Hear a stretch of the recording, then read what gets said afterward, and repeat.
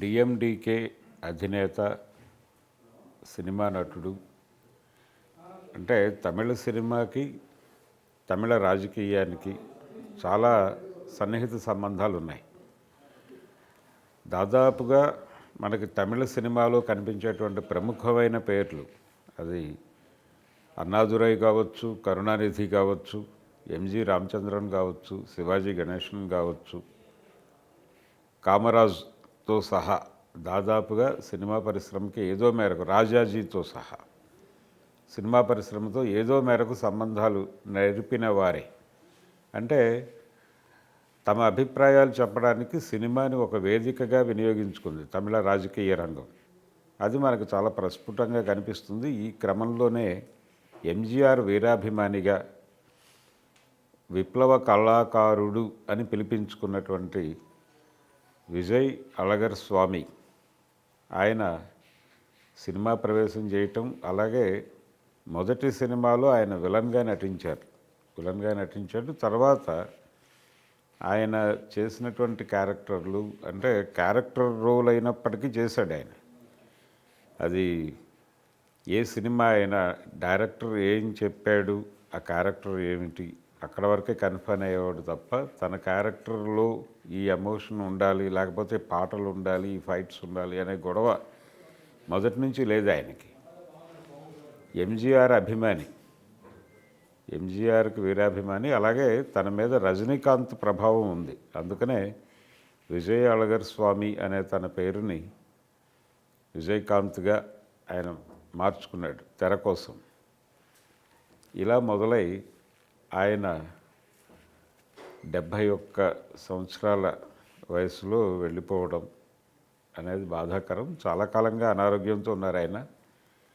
ఆయన తెలుగులో ఆయన నటించగా డబ్ అయినటువంటి సినిమాలు ఆల్మోస్ట్ అన్నీ కూడా యాక్షన్ సినిమాలే.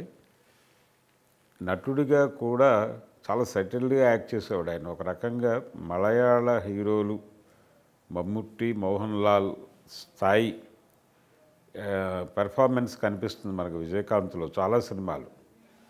చిరంజీవి గారి పెద్ద హిట్ ఠాగూర్, తమిళ్లో మురుగదాస్ డైరెక్షన్లో విజయకాంత్ చేసిన సినిమానే రమణ. ఆ సినిమాలో విజయకాంత్ నటన చూస్తే ఆయన ఎంత సెటిల్డ్గా యాక్ట్ చేయగలడో అర్థమవుతుంది. ఇలా చాలా సినిమాలు, కెప్టెన్ ప్రభాకర్, ఈ సినిమాలో కూడా, అంటే సెల్వమణి సినిమాల్లో ఆయన కంపల్సరీగా ఉండేవారు. ఆయనకు ఒక క్యారెక్టర్ ఉండేది, ప్రధానంగా ఆయన మీదే కథ నడిచేది. అలాగే దాదాపు 35 సినిమాల్లో ఆయన కాకి వేషాలు వేశాడు, పోలీసు క్యారెక్టర్స్ వేశాడు. తనతో పాటు విలన్గా కెరీర్ ప్రారంభించినటువంటి సత్యరాజ్ కూడా ఈ సినిమాల్లో విలన్గా యాక్ట్ చేశాడు. సత్యరాజ్ విలన్గా యాక్ట్ చేసిన సినిమాల్లో ఆయనతో పోటీపడి నటించినటువంటి సందర్భం విజయకాంత్. తన సమకాలీన హీరోలతో పోలిస్తే, అంటే ఆయన తమిళ తెర మీద ఆయన వేసినటువంటి ప్రభావం, తర్వాత ఆయన తమిళ రాజకీయాల్లోకి వెళ్ళి డిఎండికే పార్టీ పెట్టడం, నిజానికి రజనీకాంత్ కూడా పొలిటికల్ ఐడియాతో ముందుకు వెళ్ళి ఒక పార్టీ పెడతాను అని డేట్ అనౌన్స్ చేసి తర్వాత వాయిదా వేసుకున్నాడు. కమల్ హాసన్ పార్టీ పెట్టాడు కానీ ముందుకు కదలలేదు. నిజానికి వాళ్ళిద్దరూ విజయకాంత్తో పోలిస్తే ఇమేజ్ పరంగా చాలా ముందుకు వెళ్ళిపోయినటువంటి వాళ్ళు. అయినప్పటికీ తమిళ ప్రేక్షకుల్ని, అంటే వాళ్ళని పూర్తి స్థాయిలో రాజకీయంగా ప్రభావితుల్ని చేయగలమా అనే విషయంలో డైలమా కొనసాగుతూనే ఉంది ఇప్పటికీ. రజనీకాంత్కి పర్సనల్ డైలమా ఉంది. అంటే అతను మరాఠీ, తమిళ ప్రజలు తనని యాక్సెప్ట్ చేస్తారా అంటే, హీరోగా యాక్సెప్ట్ చేశారు, ఆదరించారు, ఆ గొడవ వేరు. కానీ పాలిటిక్స్లోకి వచ్చిన తర్వాత పరిస్థితి ఎలా ఉంటుంది అనేది చిన్న డౌట్ ఉంది ఆయనకి. అందుకని ఆ అనుమానంతో ముందుకు వెళ్ళటం కరెక్ట్ కాదు అనే ఉద్దేశంతో ఆగిపోయాడు ఆయన. అలాగే తన వయస్సు, ఆరోగ్యం ఇవన్నీ కూడా సహకరించవేమో అనే డౌట్ కూడా ఉండడంతో ఆయన డేట్ అనౌన్స్ చేసి కూడా డ్రాప్ అయ్యాడు. కమల్ హాసన్ గారికి అది రకరకాల రాజకీయ సిద్ధాంతాలకి ఒక జంక్షన్ లాంటిది ఆయన హృదయం. ఆయన ఎటు వెళ్ళాలి, ఎవరితో కదలాలి అనే దగ్గర ఒక కన్ఫ్యూజన్ వచ్చి ఆగిపోయాడు. కానీ విజయకాంత్ ఇలాంటి డోలాయమాన స్థితిలో ఎప్పుడూ లేడు. పూర్తి స్థాయి క్లారిటీతో ఉన్నాడు ఆయన. రాజకీయాల్లోకి రావాలి అనుకున్నాడు. వచ్చిన తర్వాత కూడా ప్రజలకి ఏం చెప్పాలి అనే దానిలో కూడా చాలా క్లారిటీ ఉంది తనకి. తను పార్టీ పెట్టి నన్ను గెలిపిస్తే ఏం చేయగలను, ఓడిస్తే ఏం చేయగలను కూడా చెప్పాడు ఆయన. అది చాలా విచిత్రం. ఎవరు ఇలా మాట్లాడరు. ఆయన మొదటి ఎన్నికల ఉపన్యాసంలో, అంటే రాజకీయాల్లోకి వచ్చిన తర్వాత ఆయన చేసినటువంటి మొదటి ఉపన్యాసం చాలా స్పష్టంగా ఆయన చెప్పిన మాట ఏంటంటే, నన్ను గెలిపిస్తే మీకు సేవ చేస్తాను, ఓడిపోయినా మీ తరఫున పోరాడుతాను, మీకు ఏ సేవలైతే చేస్తాను అని నేను గెలిస్తే ఏం చేస్తానని చెప్తున్నాను, నేను గెలిస్తే ఏం చేస్తానని చెబుతున్నాను, ఒకవేళ ఓడిపోయినా అవి సాధించడానికి ఏవైతే నేను మీకు చేసి పెడతానన్నానో ఆ పనులు సాధించడానికి పోరాటం చేస్తాను మీ తరఫున అన్నాడు ఆయన. ఇది చాలా అద్భుతమైనటువంటి డైలాగు. ఆ రోజుల్లో విపరీతంగా పాపులర్ అయిన డైలాగ్. అంటే ఒక పొలిటీషియన్, అంటే నటనా రంగంలో నుంచి రాజకీయ రంగంలోకి వచ్చినటువంటి ఒక నటుడు ఇంత అద్భుతమైనటువంటి మాట ఎలా అన్నాడు అని చెప్పి చాలామంది విశ్లేషకులు కూడా కంగారు పడ్డటువంటి సందర్భం. ఆయన 2 సార్లు అసెంబ్లీకి ఎన్నికయ్యారు. ఒకసారి ఆయన ప్రధాన ప్రతిపక్ష నాయకుడిగా వ్యవహరించేటువంటి సందర్భం కూడా వచ్చింది. ప్రభుత్వాన్ని నిలదీసేటువంటి విషయంలో ఆయన పెద్దగా వెనకడుగు వేయలేదు. అలాగే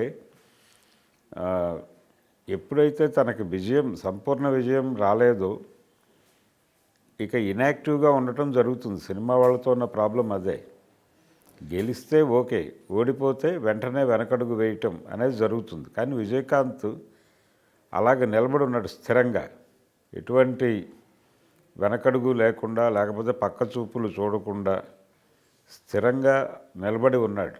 ఇది చాలా అరుదుగా కనిపించేటువంటి వ్యవహారం. రామారావు గారు పార్టీ పెట్టారు, గెలిచారు కాబట్టి అది కొనసాగింది అనుకుంటే, చిరంజీవి గారు పార్టీ పెట్టారు, అది ఎన్నికల్లో వారు అనుకున్న విజయం రాలేదు. దాంతో ఆయన నెమ్మదిగా పార్టీని విలీనం చేయటం మనం చూసాం. ఇదే పద్ధతి మనకు అనేక చోట్ల కనిపిస్తుంది. కానీ విజయకాంత్ స్థిరంగా తాను నమ్మిన అభిప్రాయాల మీద బలంగా నిలబడి ముందుకు వెళ్ళటం అనేది చాలా స్పష్టంగా కనిపిస్తుంది మనకి.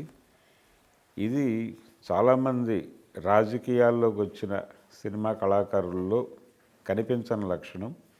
దీనికి కారణం కూడా తమిళనాడులో తమిళ రాజకీయానికి, తమిళ సినిమాకి ఉన్నటువంటి సంబంధమే. ఆ బలమైన సంబంధం ఉండటంతోనే ఆయన బలంగా నిలబడ్డాడు పార్టీ పెట్టిన తర్వాత కూడా.